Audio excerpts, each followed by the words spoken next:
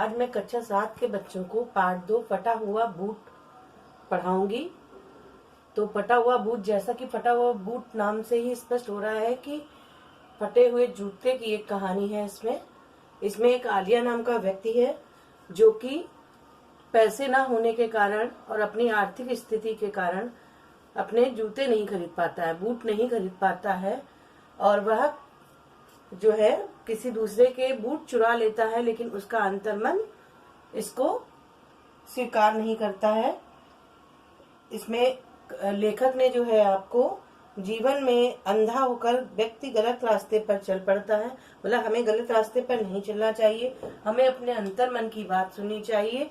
अगर हमारी आवश्यकताएं पूरी नहीं हो रही हैं तो इसके लिए चोरी ही एकमात्र साधन नहीं है, ये बताने का प्रयास किया है। कहानी इस प्रकार है, सुनिएगा ध्यान से। आलिया कचहरी में बेकार सा रहता था। उन दिनों लोग कचहरी से दूर ही रहना पसंद करते थे। बड़े से बड़े वकील भी छोटे छोटे मुकदमे लेने के लिए मजबूर थे। आलिया के पास तो कोई भी मुकदमा न आता, फिर भी वह कचहरी में जाता और वह एकांत में बैठकर अपनी पत्नी को संबोधित करके कविताएं लिखता था। एकांत में बैठ के, मतलब अकेले में बैठकर, उसके पास कोई काम नहीं था तो वो क्या कहता था, अपनी पत्नी को संबोधित कर रहे पत्नी के बारे में कविताएं लिखता था। एक दिन रास्ते में एक परिचित गाड़ीवान मतलब गाड़ी चलाने वाला ने आलिया को रोकते हुए कहा, मैं अभी अभी तरसनोवा से आ रहा हूँ। तरसनोवा एक शहर का नाम है बेटा। वहाँ मैं तुम्हारे चाचा से मिला था, वे सख्त बीमार हैं। सख्त का मतलब बहुत ज्यादा बीमार होना। आलिया घर लौटा तो उसकी पत्नी घर के सामने धूप में खड़ी उसकी प्रतीक्षा कर रही थी। आलिया ने चाचा की बीमारी की खबर उसे सुनाई तो उसके शांत गंभीर चेहरे पर बेचैनी की बजाय रहस्यमयी मुस्कुराहट आई। मतलब वह परेशान होने की जगह वह खुश हो गई उस चाचा की बीमारी की खबर सुन के। उसे देखकर आलिया के होठों पर भी मुस्कुराहट आई। दोनों ने कुछ सोचा और उन लोगों को, मतलब क्या, उनके चेहरे खुशी से मुस्कुरा उठे। तो मैं जाता हूँ, आलिया ने कहा, अपनी पत्नी से कहा कि मैं जाता हूँ। आगे वह कुछ ना बोला। पत्नी उसके मन की बात समझ गई। चाचा मरने पर अपनी सारी संपत्ति उसे दे जाने वाले थे। तभी उसने पति के फटे हुए बूट की ओर देखते हुए पूछा, रास्ते के खर्चे का भी कुछ ख्याल किया है? इसकी चिंता ना करो, मेरे पास थोड़े से पैसे हैं। आलिया अपने चाचा के शहर के लिए रवाना हो गया। रास्ते में वह तेजी से चलता हुआ अपने फटे बूट के बारे में सोच रहा था। जो उसने फटे हुए जूते पहने रहे उन्हीं के बारे में वह सोचता रहा कि वह उसे किसी न किसी तरह चाचा के घर तक पहुंचा दे तो बहुत अच्छा हो। रात हुई तो ठंड बढ़ने लगी। आलिया को लगा कि उसके पांव ठंड को जैसे छूने लगे हों, क्योंकि बूट फटे हुए थे तो ठंडक क्या है, पैरों में जा रही थी। उसने अपना रास्ता बूट की तरफ देखा।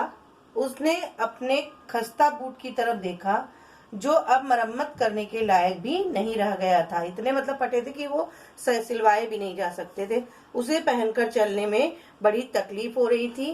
फिर यह ख्याल भी तकलीफ दे रहा था कि ऐसा बूट पहनकर चाचा के घर में जाना बेइज्जती वाली बात होगी, लेकिन कोई चारा नहीं था। अब उसे शर्मिंदगी भी लग रही थी, वो चाचा के घर फटे हुए जूते पहन के जाएगा। तब वह बूट की ओर से ध्यान हटाकर चाचा की संपत्ति पाने और भविष्य में सुखी जीवन बिताने के बारे में सोचने लगा। एक गांव आने पर वह रात बिताने के लिए एक धर्मशाला में ठहरा। धर्मशाला मतलब जहाँ पे मुसाफिर लोग ठहरते हैं, वो धर्मशाला कहलाता है। कम किराए में उसे एक गंदी छोटी सी कोठरी मिली। वहाँ दो व्यक्ति पहले से ठहरे हुए थे। वे दोनों ही सोए थे। आलिया उन्हीं कपड़ों में लेट गया, लेकिन नींद नहीं आई। उसे बेचैनी हो रही थी। वह बार बार अपने फटे हुए जूतों के बारे में सोच रहा था, इसलिए उसे नींद नहीं आ रही थी। उसने अपने ख्यालों में संसार की सभी सड़कों पर और सभी घरों में अनगिनत बूट देखे। अब उसे सब तरफ जूते ही जूते, बूट दिखाई पड़ रहे थे। फिर तो उसे हर जगह बूट ही बूट दिखाई देने लगे। आखिर उसे लगा कि जैसे उस कोठरी में भी बूट बिखरे पड़े हों। तभी वह अचानक उठ बैठा और सर्दी से कांपता हुआ नंगे पांव बड़ी नरमी से चलता हुआ अपने बगल वाले मुसाफिर मतलब जो साथ चलने वाले व्यक्ति होते हैं मुसाफिर, की खटिया के पास गया। उसका एक बूट उसने पहना ही था कि उसके तपते हुए पांव में कोई चीज चुभी। उसने बूट उतार डाला, तभी कोठरी के बाहर से उसे अस्पष्ट सी आवाज सुनाई दी। अस्पष्ट सी मतलब बिल्कुल क्लियर, बिल्कुल साफ आवाज नहीं आई। वो आवाज किसकी थी? उसके हृदय की थी। तो डर के मारे उसके पांव वहीं के वहीं जम गए और उसी समय उसने अपनी आत्मा की फटकार सुनी कि वह पतन के रास्ते पर जा रहा है। बाहर की आवाज जब बंद हुई तो वह कोठरी में से निकला।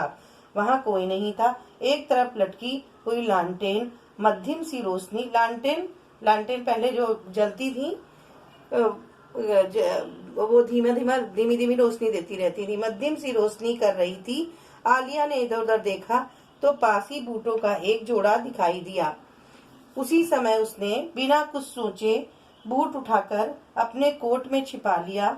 फिर एक नजर वहां सोए पड़े चौकीदार की तरफ देखकर चुपके से फाटक खोलकर वह बाहर निकल गया। लगभग आधा घंटा नंगे पांव चलने के बाद उसे बूट पहनने का ख्याल आया।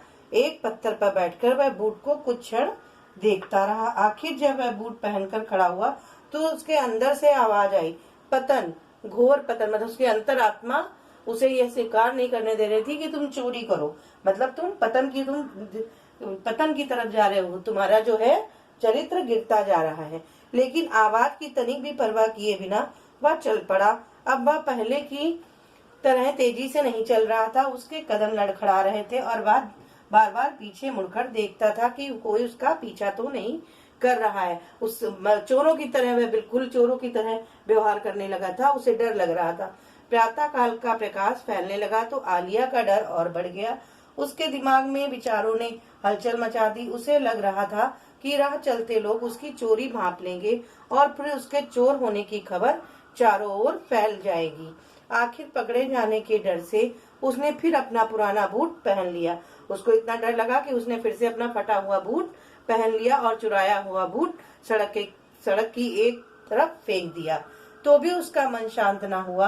रात की घटना रह रहकर उसके सामने आने लगी। बार बार वह वही सोच रहा था कि मैंने जूतों को चुराया है।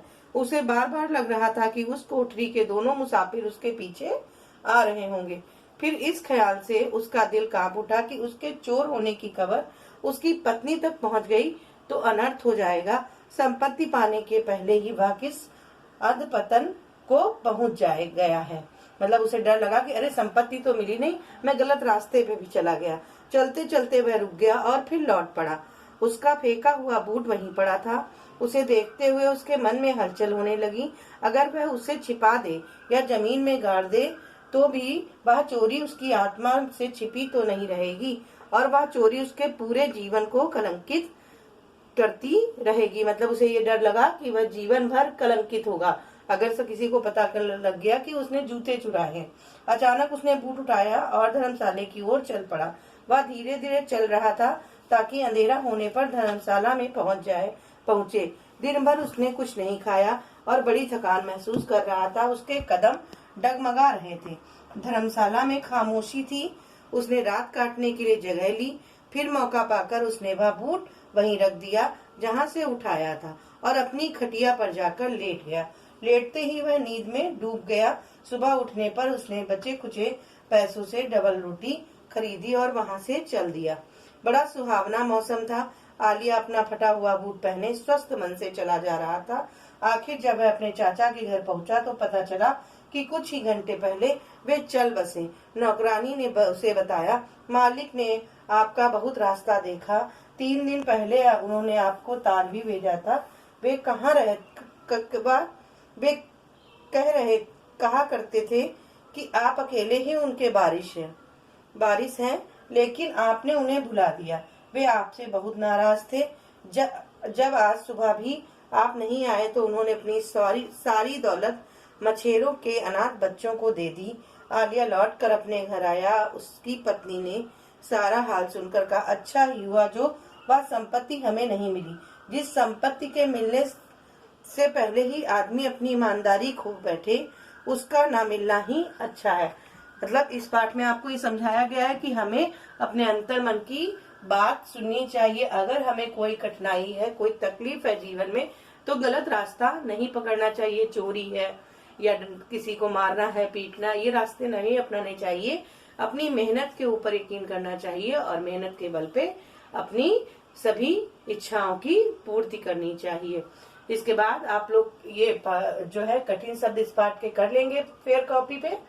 तो पहला है संपत्ति, दूसरा है धर्मशाला, मुसाफिर, अस्पष्ट, विचारों, अनर्थ, कलंकित, अधपतन, खामोशी, बारिश, ईमानदारी, मछेरों, रहस्यमयी, तकलीफ, बेइज्जती, मध्यम। ये करिएगा। सेकंड पार्ट में आपको मैं इसके शब्दार्थ और अतिलघु प्रश्न कराऊंगी। धन्यवाद।